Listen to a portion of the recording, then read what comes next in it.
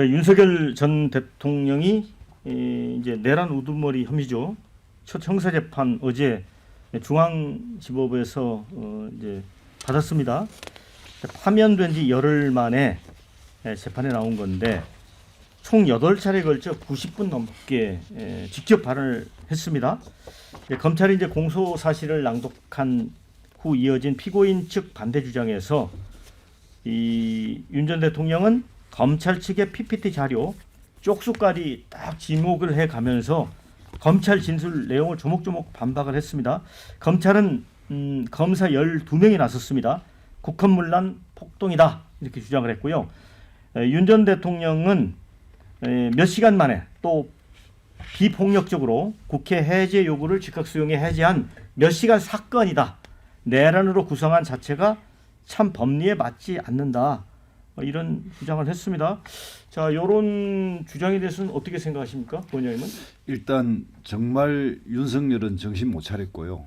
이게 국민들 앞에 단 한 번도 사과 반성 성찰을 하지 않는 정말 독특한 성격을 띠고 있는 것 같은데 지금 뭐 비유적으로 표현해서 어떤 살인 또는 강도한 행위가 우리 앞에서 협박을 했다고 치자고요. 뭐 무기를 들고서.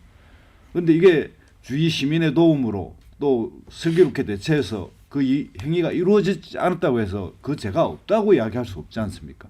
몇 시간이 뭐 중요합니까? 그리고 사실상 그 점에 있어서 헌재가 다 판단했고 자기는 뭐 그걸 즉각 수용해 해제했다고요?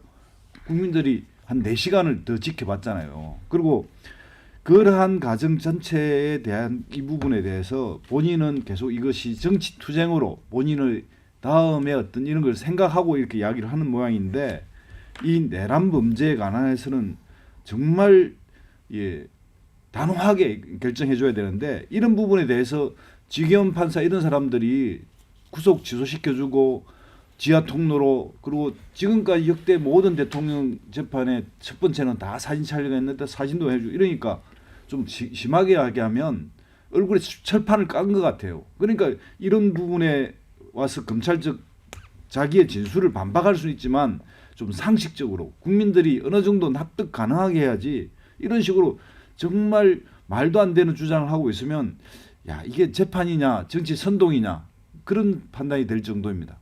네. 자, 우리 부원장님도 말씀하셨지만 이제 박근혜, 이명박 또 노무현 전 대통령은 사실 이제 뭐 검찰 조사 받을 때도 이제 출두하는 모습도 있었고 또 법정 촬영도 됐는데 이제 주기현 판사 이렇게 결정하는 거라고 하는데 윤 대통령이 요구해서 그런 건지 그냥 판사의 자율적 그런 결정인지는 몰라도 이제 논란이 되고 있고요. 그런데 좀 대통령이 그래도 전직 대통령이니까 당당한 모습을 보여주는 게 좋지 않을까요, 김영주 의원님? 우선 뭐 당당하고 안 하고가 문제가 아니라 본질적으로 이분은 굉장히 거짓말을 잘하는 사람입니다. 그러니까 그것은 제 말이 아니고 한동훈 대표가 사석에서 그런 얘기들을 했어요. 예. 가장 뭐 윤석열 대통령이 직원에서 보필했고 모셨던 사람의 입장에서 지금 계속적으로 지금 뭐 헌재에서도 거짓말을 해왔고 지금도 계속 되풀이하고 있고요. 사실 지난번 헌재 판결문에 거짓말을 하지 마라 그렇게 표현은 없었지만 그렇게 돼 있었어요. 당신이 정리한 게 아니라 2시간 만에 정리한 게 아니라 국민과 소극적으로 대처한 군인이 2시간 만에 정리를 한 것이지 당신이 한 거 아니다 이렇게 딱 얘기한 거죠. 그걸 공식적으로 직접적으로 표현하면 거짓말 하지 마라라고 판결에 나와 있는데 아직도 숙고 자숙하지 못하고 그것을 뻔뻔스럽게 비상계엄도 내 고유 권한이고 나는 2시간 만에 스스로 그만뒀다라고 하는 것은 아마 매를 벌고 있다 저는 그렇게 봅니다.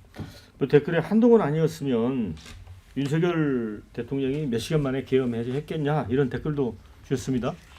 김 의원님. 그러니까 헌법재판 할 때 사실은 대통령님이 사실에 반하는 거짓 말씀을 하는 걸 우리가 많이 지켜봤잖아요. 그리고 헌법재판소에서 최종 결정을 할 때 아까 두 분 말씀하신 대로 군인과 경찰이 소극적으로 대통령의 지시에 대해서 대처했었고 그날 그 순간에 현장에 시민들이 나와서 적극적으로 막았기 때문에 대통령 본인의 의중을 관찰하지 못했을 뿐이지 그 행위의 전체적인 흐름이 헌법 파괴적인 행위였다라고 하는 것은 헌법재판소가 명확하게 판단을 했잖아요, 보면. 그래서 그 맥락의 연속에서 본인이 계속 주장을 하고 있을 뿐인데 저는 그게 법원에서 받아들여질 가능성은 거의 없다고 보고 있습니다. 자, 댓글에 3년이나 5년이나 이게 정상적인 사람이 할 말은 아닌 거 맞죠? 이게 아마 윤석열 대통령이 이제 사저로 귀가해서 뭐 3년 하나 5년 하나 대통령직 뭐 이런 얘기 이기고 왔다 이기고 돌아왔다 이 말을 비판적으로 의견을 주셨습니다. 자, 윤석열이 잘못한 건 맞지만 내란죄는 아닌 것 같다 또 이런 의견도 주셨습니다. 근데 이런 의견이 있습니다. 또 아까 거짓말 말씀 김영준 하셨는데 재판에서 거짓말 탐지기가 절실히 필요하다 이런 의견도 주셨어요. 교수님 네. 어떻게 보십니까? 윤 대통령의 법정 모습? 이게 말이 안 되는 얘기 아닙니까? 근데 저는 언론도 왜 이런 문제를 심각하게 제기를 안 하고 있는지 참 그 촬영 신고가 늦어가지고 2개 언론사에서 촬영 신고가 늦게 들어와가지고 뭐 얘기를 못했다 이게 그 판사 얘기인데 예. 이거 말도 안 되는 얘기고 그 우리가 박근혜 대통령이나 이명박 대통령 그 수갑차 모습 많이 봤지 않습니까? 형평성에도 안 맞고 결국은 이게 그 윤석열 대통령의 제가 좀 거친 말을 쓰겠습니다. 똘마니들이 사법부와 검찰에 아직 많이 있는 거죠. 이게 말도 안 되는 재판을 하고 있고 검찰은 지금 이 정도 되면 그 구속영장을 재청구해야 되는데 안 하고 있는 이런 모습들 하면 우리나라의 검찰과 사법부가 얼마나 그 특정 진영에 매몰돼 가지고 상식과 이성을 잃어버리고 이런 재판을 하고 있다 또 기소를 하고 있다는 생각이 들고요. 그다음에 3년이나 5년이나 이런 얘기도 국민을 알기를 얼마나 개떡같이 우습게 알면은 이런 얘기를 어디 3년 5년 하는 게 무슨 자기 어디 취직한 게 아니잖아요. 국민들로부터 그 많은 돈을 들여 선거를 거쳐서 그 공직을 부여받았으면 잘 못했으면 진지하게 반성을 하고 역사에 책임을 져야 되는데 뭐 역사 의식, 소명 의식 이런 것도 하나 없는 사람이고요. 그 애당초에 이 사람은 대통령이 돼서는 안 될 사람인데 뭐 어쩌다 보니까 워낙 또 상대 진영의 그 후보는 또 약점이 많은 후보였고 하다가 뭐 국민들이 뽑은 것 같은데 이것도 우리 대한민국의 팔자라면 팔자인데 지금이라도 이 팔자 이 역경을 우리가 지나가려면 윤석열 전 대통령에 대한 심판은 제대로 보고요. 온 그 언론 국민들이 두 눈 똑똑히 보면서 내란죄는 확실히 물어야 되겠다 이런 생각이 듭니다.